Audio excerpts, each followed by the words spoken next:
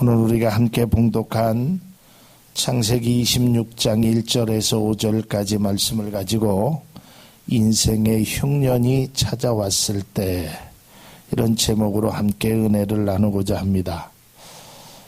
오늘날 이 땅에 가뭄이 극심하여 많은 분들이 고민하고 있습니다. 이제 도시는 그렇지 않지만 조금 외곽 지역에 나가서 사시는 분은 벌써 식수가 고갈될 정도로 매우 지금 심각한 상태에 있습니다. 씨를 뿌렸던 많은 곡식들은 목말라 타서 그저 떡잎이 누렇게 찌는 모습을 보면서 농업에 종사하는 분들의 마음이 아주 속이 타들어가는 심정이라고 말씀하고 있습니다. 제가 토요일날 오전에 이 말씀을 준비하면서 비가 온다라는 예보가 있어서 제발 좀 비가 좀 많이 왔으면 좋겠다. 그랬는데 설교를 마치고 지하실에 있으니까 비가 오는지 이런 것을 잘 모르겠더라고요. 오후에 나가보니까 비가 와서 참 비가 좀 많이 왔으면 좋겠다 이랬는데, 우리 모두의 기대와는 달리 그저 그냥 뭐라 그럴까요, 목마름을 약간 그냥 보여줬다고 할까요? 땅속은 아마도 그대로 있었을 거라고 생각되어집니다. 모든 농부는 대체적으로 봄에 씨를 뿌리고 가을에 추수를 합니다. 씨를 뿌릴 때의 마음은 다 한결같습니다. 이 씨를 뿌려서 큰 수확을, 좋은 열매를 맺기를 원하는 것입니다. 우리 인생도 마찬가지입니다. 내가 열심히 일을 하고, 내가 열심히 공부를 하고, 내가 열심히 주어진 어떤 일에 최선을 다하는 것은 내 인생에 씨를 뿌리는 것입니다. 나와 내 가족을 위해서, 내 자녀를 위해서, 때로는 국가와 민족을 위해서 그런 일들을 행합니다. 근데 우리가 열심히 일을 하는 것은, 또 최선을 다하는 것은 다른 것이 아니라 이 결과를 좀 아름다운 모습으로 나타내기를 모두 기대하고 있습니다. 근데 기대하고 바랐던 것과는 달리 인생의 풍년은 고사하고 흉년이 찾아오게 된다는 것입니다. 흉년이 들었을 때 우리의 몸과 마음이 지치고 힘들게 됩니다. 어떤 일에 한 번 실패는 그렇게 내 마음이 그것을 용인할 수 있습니다. 그런데 그 실패가 계속적으로 반복되어지고 일이 순리대로 풀려지지 않으면 모든 사람들은 마찬가지로 지치고 힘들게 됩니다. 모든 영역이 다 그렇습니다. 공부하는 학생도, 직장을 다니는 직장인도, 사업을 하는 사업가도, 목회를 하는 목회자도 인생의 흉년이 찾아오게 되면 지칠 수밖에 없다라는 것입니다. 자, 이제 오늘 본문에 보면 또다시 흉년이 찾아왔다라고 기록하고 있습니다. 우리가 창세기 앞서 우리가 보았듯이 아브라함 때 흉년이 찾아와서 아브라함은 애굽으로 내려갔던 것을 잘 알고 있습니다. 아버지는 흉년이 들어왔을 때 애굽으로 갔지만 이삭은 하나님께서 애굽을 가라고 말씀하지 않습니다. 오늘 성경 말씀 창세기 26장 2절에 보면 여호와께서 이삭에게 나타나 이르시되 애굽으로 내려가지 말고 내가 내게 지시한 땅으로 가라라고 말씀하고 있습니다. 흉년이라는 그 뜻을 제가 한번 찾아보니까 흉년은 농작물이 예년에 비하여 잘 되지 아니하는 상태를 말합니다. 뿐만 아니라 어떤 산물이 매우 적게 나거나 소득이 보잘것없는 상태를 비유하는 말이라고도 합니다. 우리가 열심히 어떠한 일을 했는데 내가 어느 정도는 기대하고 했는데 그 기대가 아주 못 미친다라는 것입니다. 내가 씨를 뿌리고 내가 열심히 일을 하고 내가 열심히 공부를 하고 무엇을 향하여 무언가를 열심히 노력을 했는데 결과가 내가 원하는 것에 절반도 미치지 않는 그런 형편없는 수확을 거두게 될 때 사람들은 그것을 흉년이라고 하는 것입니다. 이러한 인생의 흉년기에 우리는 어떠한 모습으로 살아갈 것인가? 저와 여러분이 만날 흉년, 아니 앞으로 만나게 될 흉년, 또한 지나온 삶의 흉년을 우리가 한번 뒤돌아보면서 함께 은혜를 나누고자 합니다. 여러분, 이 세상에 그 누구도 흉년을 원하는 사람은 아무도 없습니다. 흉년은 이 고난은 아픔과 고통을 안겨주기 때문에 이 흉년에서, 이 고난에서 벗어나려고 노력하는 것은 극히 당연한 것입니다. 흉년을 원하는 사람은 아무도 없습니다. 그런데 안타깝게도 인생의 흉년은 내가 원하든 원치 않든 간에 찾아온다라는 것입니다. 오늘 이삭도 자신이 살고 있었던 곳에 흉년이 찾아왔습니다. 아마 그 땅에 있는 모든 사람들은 흉년을 원했던 사람은 아무도 없을 것입니다. 과거에 어떤 프로그램을 보니까 이른 동트기 전 새벽에 어부들이 먼 바다로 나갑니다. 그래서 그 어장에 그물을 쳐서 그 그물 속에 고기가 얼마나 잠겨 있을까. 그래서 부푼 기대와 희망을 가지고 그것을 갑니다. 그러나 그물을 올리면서 그들은 애쓰고 힘썼지만 그물 속에 담겨져 있는 고기는 그들의 생각과는 너무나 차이가 나는 것을 그들이 발견하면서 실망한 모습의 어부들의 모습을 보았습니다. 마찬가지입니다. 누구나 다 고난이나 실패를 원하지 않습니다. 그러나 누구에게도 찾아온다라는 것입니다. 나의 의지와 상관없이 찾아옵니다. 내 힘과 능력으로 해결할 수 없을 만큼 힘든 일도 찾아옵니다. 때로는 연속적이고 반복적으로 찾아오게 됩니다.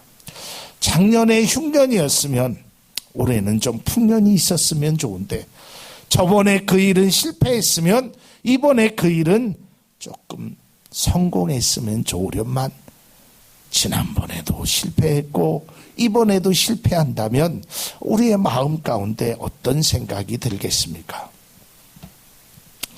우리의 입장에서 보면 고난이 힘들고 고통의 순간이지만 성경이 결코 고통의 문제만이 아니라고, 오히려 그 고통이 은혜가 됨을 말씀하고 있다는 것입니다. 저도 고통이라는 것을 겪어봤고 여러분들도 겪어봤고 인생의 흉년은 다 우리가 만나봤을 것입니다. 그런데 제가 성경을 읽으면 읽을수록, 말씀을 묵상하면 묵상할수록 그 고통의 문제가 나에게 힘든 것만 주는 것이 아니라 때로는 오히려 그것이 은혜가 됨을 말씀하고 있습니다.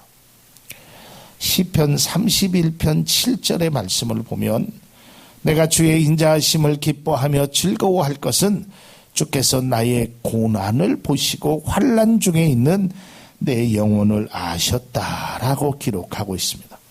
또한 시편 34편 19절에 보면, 의인은 고난이 많으나 여호와께서 그의 모든 고난에서 건지셨도다라고 기록하고 있습니다. 왜 고통이 문제만이 아님을 분명히 말하고 있습니다. 하나님은 결코 고난당하는 그리스도인들을 고난 가운데 그냥 내버려 두시지 않고 외면하지 않음을 성경은 말하고 있습니다. 그렇다면 우리가 고난당할 때 어떠한 삶으로 살아가야 될 것인가? 오늘 두 가지만 말씀드리도록 하겠습니다. 첫 번째로는 고난 중에 하나님을 바라보아야 합니다. 저도 설교를 준비하면서 내가 만약에 여러분의 자리에 있고 누군가가 여기에서 이 똑같은 말을 하게 될 때 아마 저는 이렇게 반응했을 거다. 아마 여러분들 중에도 그러신 분이 계실 겁니다. 그걸 누가 몰라요? 그 교과서적인 말씀, 그건 뭐 당연한 이야기, 목사님이니까 할 수 있는 그런 이야기 말고 좀 다른 것이 없습니까? 여러분, 고난 중에 하나님을 바라보라라는 말씀, 이 이야기는 너무 많이 들은 이야기입니다. 어찌 보면 신앙인이라면 이 고난 중에 하나님을 바라봐야 된다라는 얘기를 아마 수도 없이 많이 들었을 것입니다. 고난 중에 하나님을 바라봐야 된다라는 그 말에 내가 모르는 것이 아닙니다. 내가 고난을 당하게 되면 이렇게 하는 것이 쉽지 않다는 말씀에 저도 동의합니다. 고난 중에 하나님을 바라봐야 된다라는 것이 알지만 쉽지 않다라는 것 저도 압니다. 저도 잘 안 되더라고요. 하지만 이것밖에는 없습니다. 그러기에 또다시 이것밖에는 할 방법이 없기에 우리가 한번 고민하며 함께 기도하자라는 것입니다. 여러분, 우리가 고난 중에 이것보다 더 좋은 방법이 있다면 그것을 알려드리고 싶습니다. 아니, 저도 그 일을 하고 싶습니다. 고난 중에 하나님을 바라보는 것보다 더 좋은 것이 있다면, 더 그 고난을 이겨낼 수 있는 방법이 있다면 그것을 행하겠습니다. 그런데 없어요.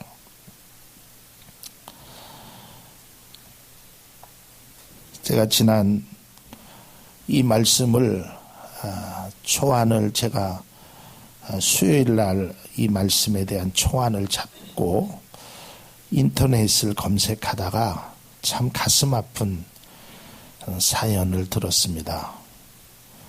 여러분들도 아시는 분 계시겠지만 우리들 교회 김양재 목사님이라고 아마 인터넷을 보신 분들은 아마 그분의 설교를 많이 들어보셨을 겁니다.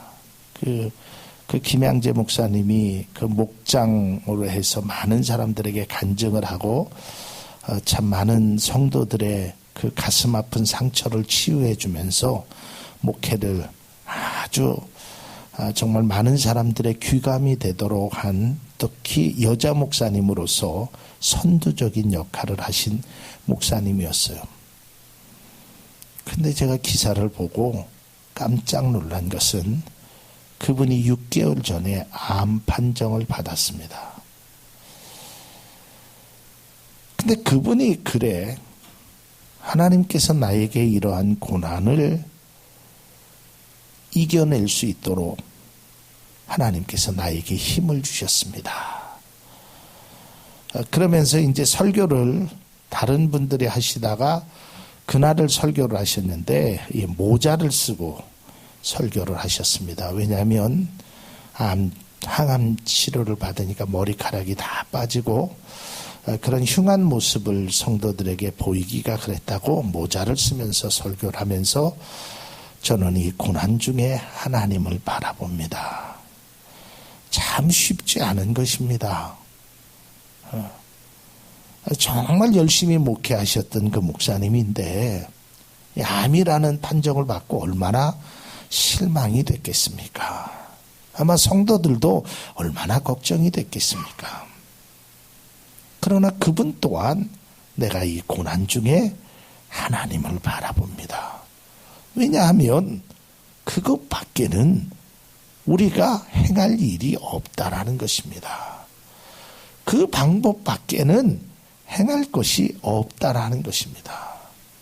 여러분, 우리가 인생을 살면서 어떤 인생의 길을 가면서 오른쪽으로 갈 수도 있고 왼쪽으로 갈 수 있는 길도 있습니다. 아니, 돌아서 갈 수 있는 길도 있습니다. 그러나 그런 길만 있는 것이 아니라 하나밖에 없는 길도 있다라는 것입니다. 오늘 성경은 우리에게 말씀하고 있습니다. 고난 중에 하나님을 바라봐야 된다. 왜냐하면 하나님은 우리의 고난을 외면하지 아니하시고 그 고난 가운데서 우리를 건져주시기 때문인 것입니다. 시편 기자가 말씀하였듯이 하나님께서 나의 고난을 돌보신다라고 그는 고백하고 있다라는 것입니다. 사랑하는 성도 여러분, 우리가 지금 당한 고난을 하나님이 아시고 계신다는 믿음의 확신이, 그리고 그 고난을 우리에게 건져주신다는 그 믿음의 은혜를 믿으며 나아갈 수 있는 우리 모두가 될 수 있기를 바랍니다. 그래서 많은 사람들이 이 고난 중에, 이 고통 중에 하나님을 새롭게 발견하는 분들이 많이 있습니다. 그 전에 내가 알지 못했던 하나님의 사랑을 더 깨닫게 되고 그동안 힘들었던 그런 많은 어려움 중에 새롭게 발견되는 그런 은혜가 우리 가운데 있어지기를 주님의 이름으로 축복을 드립니다. 그 다음에 두 번째로는 이 고난이 때로는 우리에게 유익함을 줄 수 있음을 기억해야 합니다. 제가 때로는이라는 말을 하는데 고난이 모두 우리에게 유익을 주지는 않습니다. 아픔만 줄 때도 있습니다. 그러나 이 고난이 때로는 우리에게 유익을 줄 수 있습니다. 그러기에 우리가 고난당했을 때 하나님, 내가 이 고난 속에 하나님, 내가 유익함을 얻을 수 있는 전화위복의 그러한 은혜를 달라고 우리는 그 속으로 나아가야 한다라는 것입니다. 자, 오늘 성경 말씀에 보면 본문의 이삭은 흉년이라는 고난의 시간을 보내야 했습니다. 이삭은 이 고난의 시간에 하나님의 말씀을 듣게 됩니다. 그리고 이 고난의 시간에 하나님의 말씀대로 살아갑니다. 하나님이 너는 애굽으로 가지 말아라. 내가 너에게 지시한 곳으로 가라. 그리하면 내가 너와 함께 하겠고 내 아버지 아브라함의 하나님에게 말씀하신 대로 내가 이렇게 이러한 복을 주겠다. 그래서 결국은 이삭은 하나님의 말씀대로 고난의 시간에 하나님의 말씀대로 행하게 됩니다. 그래서 결과가 어떻게 났습니까? 창세기 26장 12절에서 13절 보면 이삭이 그 땅에서 농사하여 그 해에 100배나 얻었고 여호와께서 복을 주심으로 그 사람이 창대하고 왕성하여 마침내 거부가 되었다라고 기록하고 있습니다. 다시 말해서 이삭은 고난 가운데 만난 하나님께서 이삭에게 복을 주심으로 거부가 되는 은혜가 임했다는 것입니다. 다시 말해서 이삭이 살던 그 장소에, 그 땅에 흉년이 들매 하나님을 다시 한번 만나게 됐고 하나님의 말씀에 순종하면서 살아갔을 때 그가 오히려 그 흉년이 나중에는 하나님의 큰 은혜에 거부가 되는 복을 받았다는 것을 성경은 말하고 있습니다. 사랑하는 성도 여러분, 저는 여기 계신 모든 분들이, 아니 우리 청주 참좋은교회 모든 성도들이 이러한 이삭과 같은 은혜가 있기를 주님의 이름으로 기원을 드립니다. 그리고 하나님 앞에 이렇게 늘 기도하고 있습니다. 여러분, 흉년 가운데서, 고난 가운데서 하나님을 만남으로 그 고난이 오히려 여러분에게 유익이 되는 큰 은혜가 여러분 가운데 있기를 주님의 이름으로 축복을 드립니다. 자, 제가 몇 가지 예를 들어서 한번 말씀드리도록 하겠습니다. 여러분, 우리가 잘 아는 대로 요셉의 일생을 한번 보십시오. 요셉이 형들에 의해서 팔려갔습니다. 만일에 형들에 의해서 팔려가지 않았다면 요셉은 결코 애굽의 국무총리가 될 수 없었을 것입니다. 또한 형들에 의해서 팔려갈 뿐 아니라 보디발 장군의 그 아내의 그 거짓말에 감옥에 갇히는 고난을 받았습니다. 만일에 그 고난이 없었다면 꿈을 해석할 일도 없었을 거고 그 꿈의 해석으로 인하여 애굽의 국무총리가 될 수 없었다는 것입니다. 여러분, 인생 역전을 많은 사람들이 꿈꾸고 있습니다. 내 인생이 지금보다 훨씬 더. 그런데 그 인생의 역전을 그저 한순간에 어떠한 로또가 되듯이 그것으로 인생의 역전이 된다라고 착각하면 안 되는 것입니다. 제가 오후 예배에 재물에 관한 말씀을 드리도록 하는데 그리스도인들의 재물관이 어때야 되는지, 우리가 인생의 역전은 그냥 저절로 되는 것이 아닙니다. 복권에 당첨돼서 되는 역전은 그것은 역전이 아니라 몰락의 길을 예고하는 것입니다. 근데 이 역전되는 삶을 보면 꼭 고난이라라는 그 시간을, 고난이라라는 과정을 겪고 난 다음에 그런 인생의 찬란한 역전을 맞이하게 된다는 것입니다.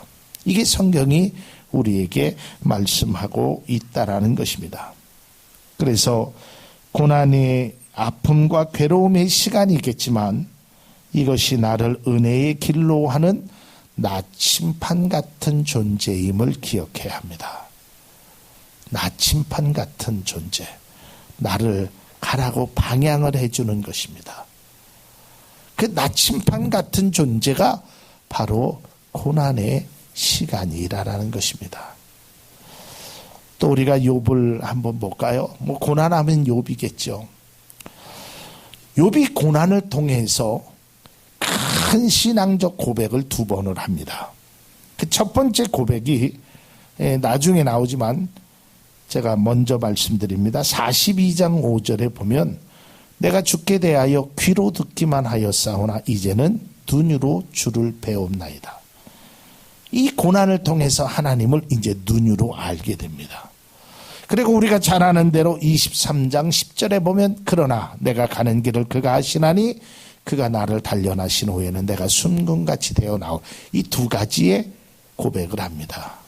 이 2가지의 고백은 욥이 고난을 통해서 하나님을 발견하게 됩니다.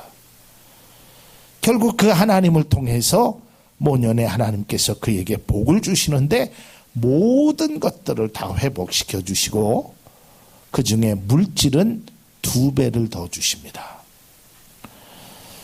여러분, 바로 이런 것입니다.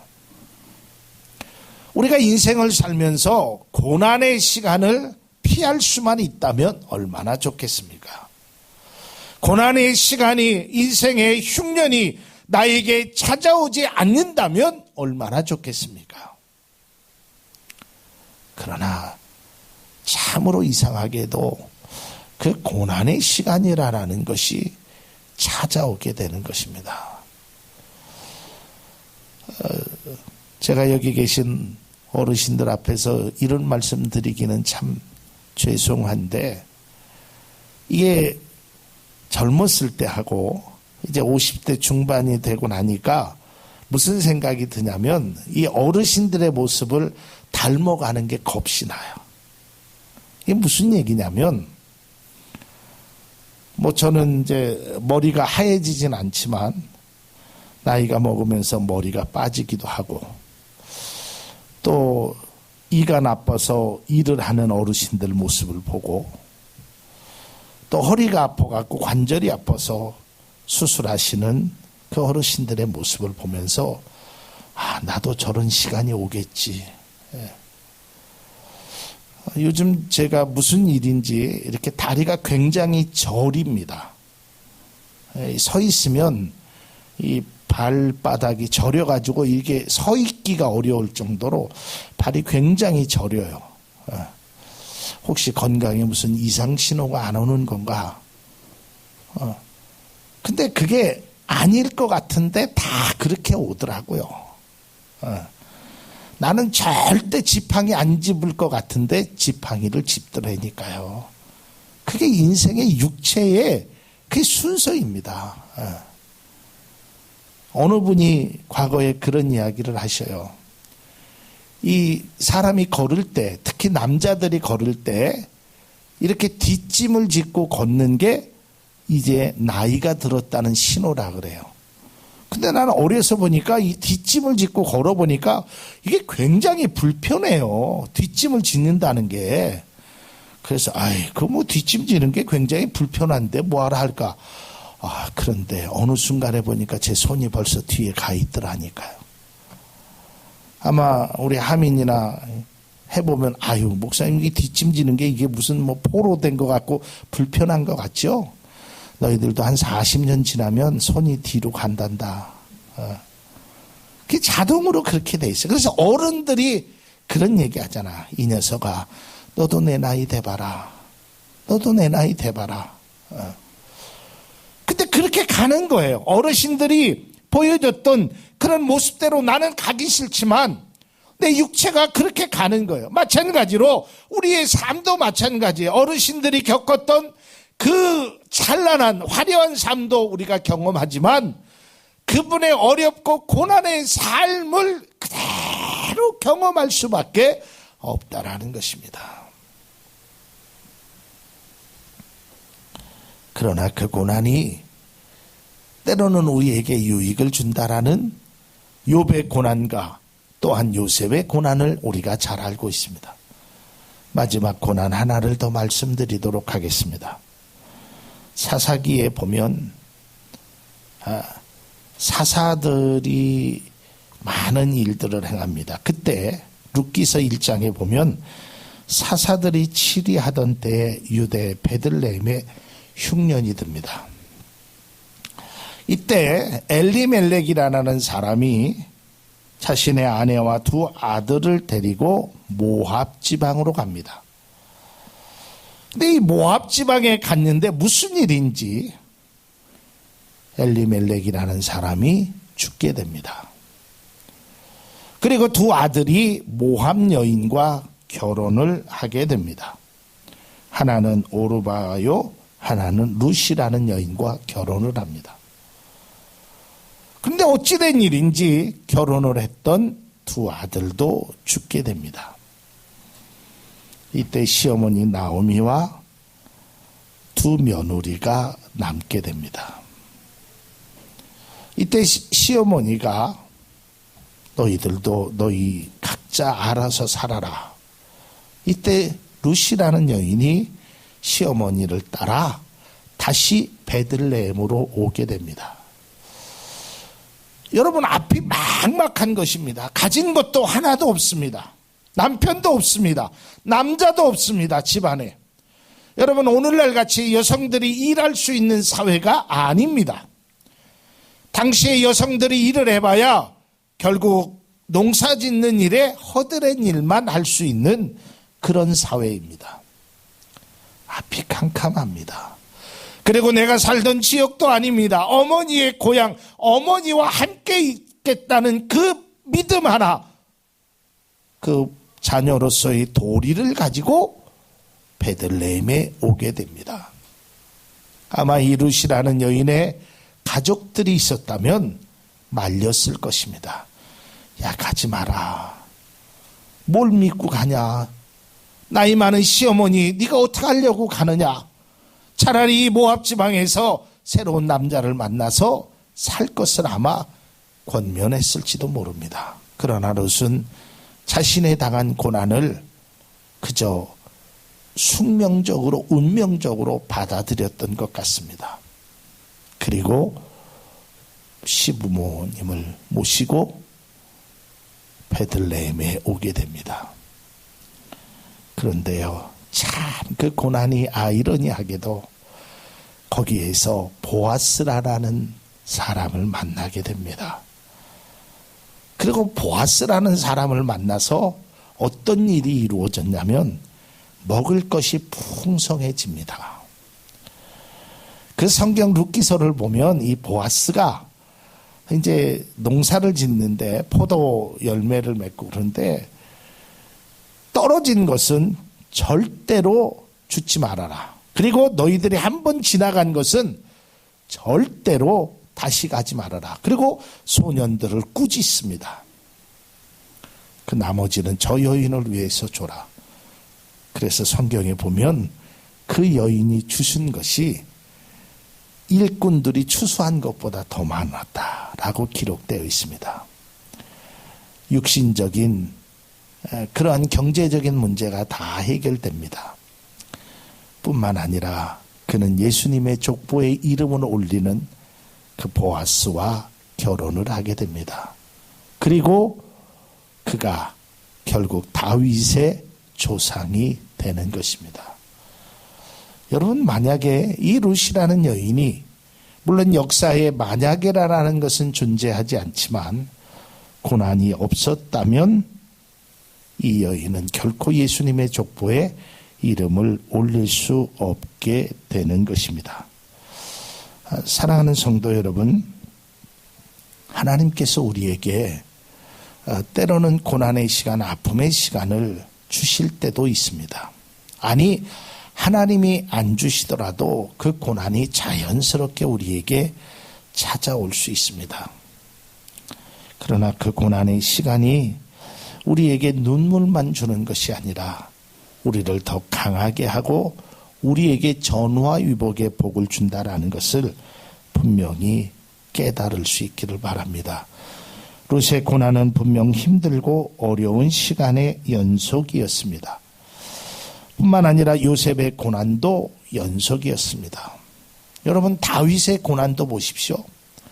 다윗이 사무엘로부터 왕이 될 것을 기름 부음을 받았습니다. 기름 부음을 받고 다윗은 굉장히 어려웠습니다. 그리고 그가 오랜 기간 동안 고생해서 통일 왕국의 왕이 되기까지는 오랜 고난의 시간이 있었다는 것입니다. 그러나 그 고난의 시간이 고난의 시간으로 끝나지 않고 결국은 하나님이 원하시는 귀한 왕이 되었다는 것입니다. 사랑하는 성도 여러분, 이 고난으로 인하여 많은 사람들이 상상할 수 없는 은혜를 받았던 것처럼 우리에게도 이러한 은혜가 있어지기를 바랍니다. 여러분의 인생 가운데 흉년이 들었을 때, 우리의 인생 가운데 고난의 시간 속에 지날 때 사람의 위로도 분명히 필요합니다. 또한 물질의 도움도 필요합니다. 하지만 진정한 도움은 하나님께 있음을 기억할 수 있기를 바랍니다. 바라기는 여러분의 인생의 흉년이 주님을 만남으로 인생의 풍년의 기쁨으로 찾아오기를 기원합니다. 하나님은 우리의 고난을 보시고 그 고난을 이기게 하시며 또한 여호와께서 복을 주신다라고 성경은 기록되어 있습니다.